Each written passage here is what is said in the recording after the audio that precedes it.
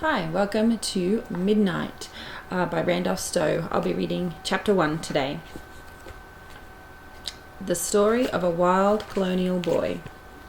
Once upon a time in Western Australia 100 years ago, a young man lived with his father in a cottage in a forest. The young man was called Midnight. At least that is what I am going to call him, because that is what he's called himself later on, when he was famous. I'm not going to put his real name into a book because there are some people in Australia who might not like that. The cottage was very small, with a roof made of bark and a veranda all around it.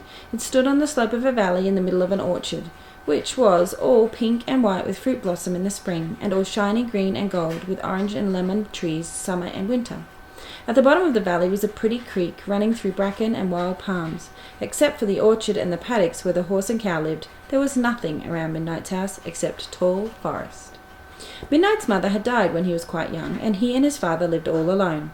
His father had once been a sea captain and had brought some home, lots of shells and coral, and carved boxes and little elephants and that sort of thing, as well as a very wise and handsome Siamese cat called Cat, K-H-A-T.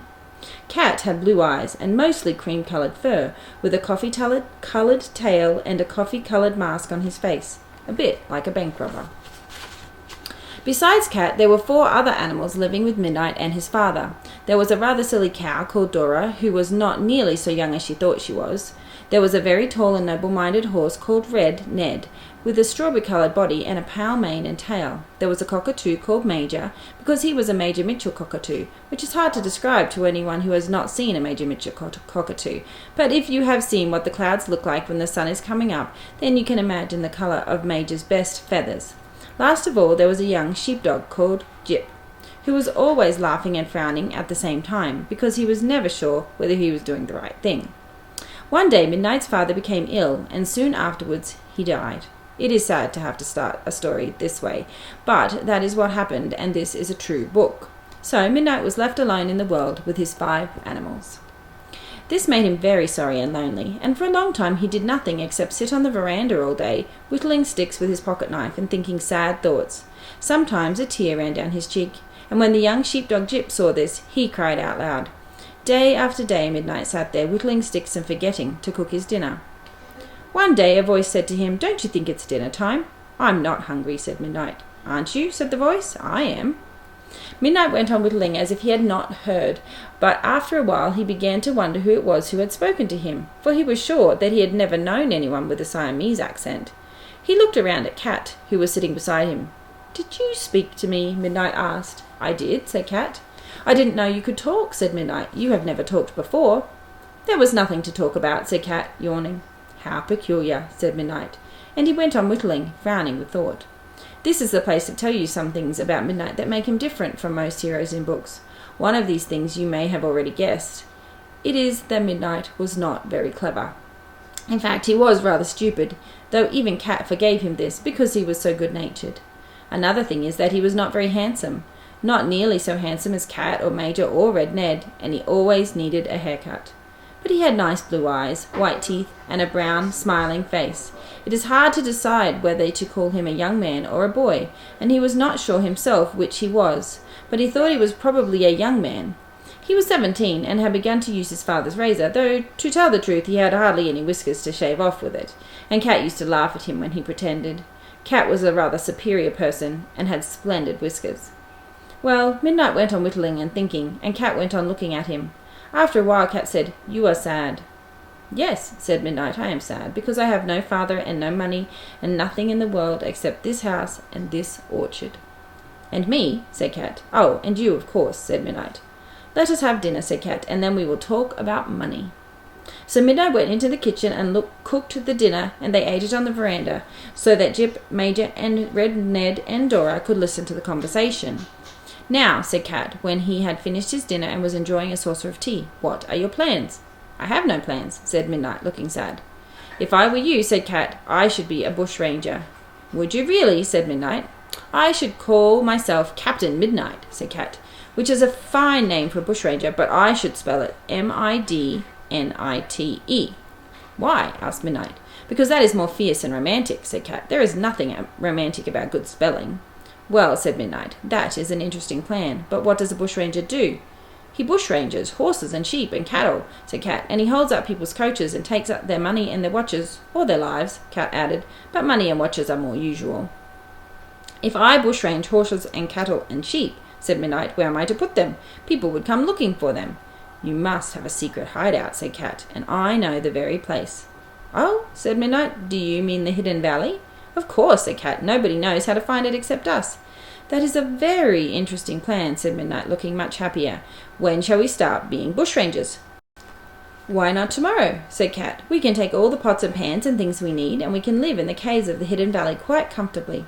Cat, said Midnight, you are a very wise and handsome cat, and you can sleep in my bed forever after, so long as you don't wash your face all night. Thank you, said Cat. That is exactly what I was going to do. The next day, Midnight saddled Red Ned and tied the pots and pans and food and blankets to the saddle, and they all set off for the Hidden Valley. Dora went first, and she was even sillier than usual, jumping around and running off into the bush and hiding so that everyone got quite annoyed with her. And Jip nipped her heels, and Major, who has a very bad temper sometimes, flew down and nipped her ear.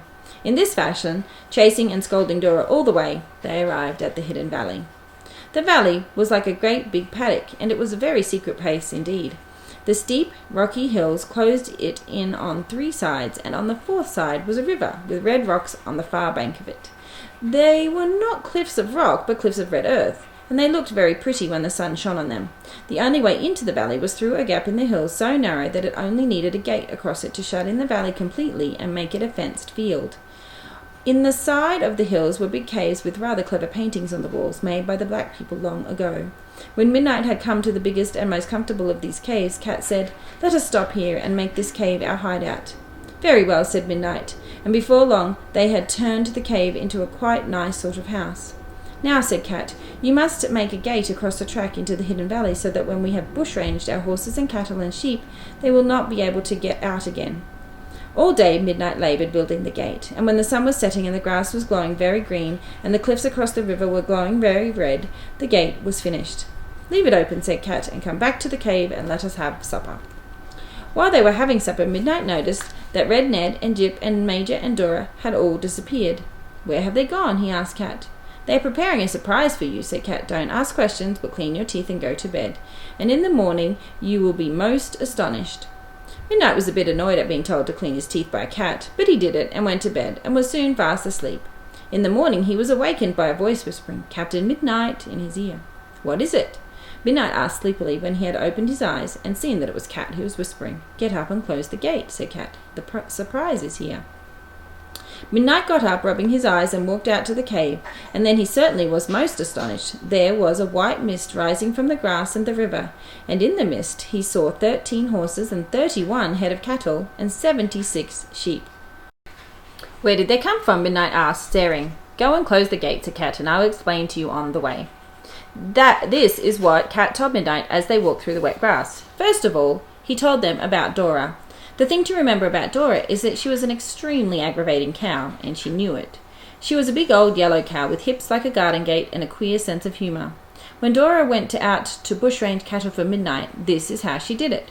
She went to where she knew the cattle were and waited quite a long way from them until she knew that they had seen her. Then she started jumping around and chasing her tail and behaving in the silliest way, all the while pretending that she didn't know that they knew that she knew that they were watching.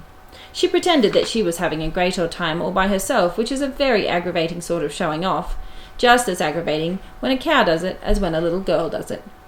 After a while, all the cattle started murmuring to each other. At first they murmured that it was sad to see the poor silly thing carrying on like that at her age. But as Dora only went on to get sillier and more aggravating, they began to murmur, "Let's rush up and butt her in the ribs." Soon they started to galumph towards her, and when they came near, Dora galumphed off into the bush. They galumphed for miles and miles and miles, and whenever the cattle lost sight of Dora, she waited for them, and then jumped out of the bush and aggravated them again. The cattle became so angry that they hardly knew where they were going, and at last they chased Dora right through the open gate into the Hidden Valley. As soon as they were safe inside, Dora went and hid in one of the caves, and the cattle settled down to eating the grass and forgot about her. Next, Cat told Midnight about Red Ned. The thing to remember about Red Ned is that he was a very tall and noble-minded horse, and when he went out to bushrange horses for Midnight, he did it quite a different way from Dora. He went to the place where he knew the horses were, and he just stood there, looking noble. After a while, all the horses were so impressed and so curious that they couldn't eat or do anything except stare at Red Ned and wonder who he was. Bit by bit, they began to come closer to him, and as soon as they did, Red Ned walked on. They followed, and he walked, and they followed, until at last they came through the open gate into the hidden valley. Then Red Ned allowed them to catch up with him, and when they stood around him feeling shy, he said in a few noble-minded things to them, and they decided to stay in the hidden valley forever after. Thirdly, Cat told Midnight about Jip. The thing to remember about Jip is that he was always frowning and smiling at the same time, and looking worried and wondering whether he was doing the right thing. He looked like this because he was a sheepdog. All sheepdogs have this look, and if you have ever seen a dog rounding up one sheep or two sheep, you will know why. It is easier for a dog to drive 1 or 2 lions than 1 or 2 sheep, because at least lions have brains and some idea of where they want to go. A sheep is the stupidest animal in the world, and hardly any animal at all, and more like a sort of walking cotton bush. However, when Jip went to bushrange sheep for Midnight, he bushranged 76 of them, and it is much easier to drive 76 sheep than 1 or 2. So he was able to bring them into the hidden valley without too much trouble, though of course, being sheep, they jumped over invisible objects all the way, and behaved very childishly. All these things Cat explained to Midnight while they were walking to the gate and closing it. As they were going back to the cave, a fat white duck and 12 yellow ducklings came out of the grass and ran away from them. "I've been busy making other plans for the others," said Cat modestly, "and I have only had time to bushrange 1 duck and her ducklings." "Oh," said Midnight in a thoughtful voice, "so everybody has been busy except Major and me?" When Major heard Midnight say that, the crest on his head stood up with rage and he screamed. The thing to remember about Major is that he is always flying into terrible rages. Perhaps he knew that when he was bad-tempered he looked extremely handsome, for when his crest was standing up and his wings were flapping he showed all his most beautiful feathers. "Major has been busy too," said Cat, and he led Midnight to the box where Major had hidden all the things that he had bushranged. In the box were rings and watches and brooches and a silver christening mug and a great deal of money, as well as a few other things that Major had bushranged for himself, such as buttons and clothes pegs and a piece of mirror and a picture of Queen Victoria in 5 colours. "I am sorry, Major," said Midnight. "You have worked very hard." After making this apology, Midnight sat down in front of the cave and began to whittle a stick, with his hair falling in his eyes. "You are sad," said Cat. "Not very," said Midnight. "Just a little." "You ought not to be sad," said Cat. "You are a most successful bushranger." "Yes," said Midnight, "but I've not done anything myself. It has all been done for me." Cat sat and thought, and after a while he began to purr. "What have you thought of?" asked Midnight. "We will hold up a coach," said Cat, "and rob the passengers, and that will make you famous." "Will they write about me in the newspapers?" Midnight wondered. "I should think they would," said Cat. "I should think they would make up songs about you too. People are always making songs about bushrangers. Perhaps they will put me into a book," said Midnight, growing excited. "I should not be surprised," said Cat, turning his wise blue eyes into wise blue slits as he tried to look into the future. "I think I see somebody 100 years from today sitting at a typewriter making up a book called Midnight." "What is a typewriter?" asked Midnight. "It is a machine for writing books," said Cat. "People living 100 years from now today will be preposterously lazy."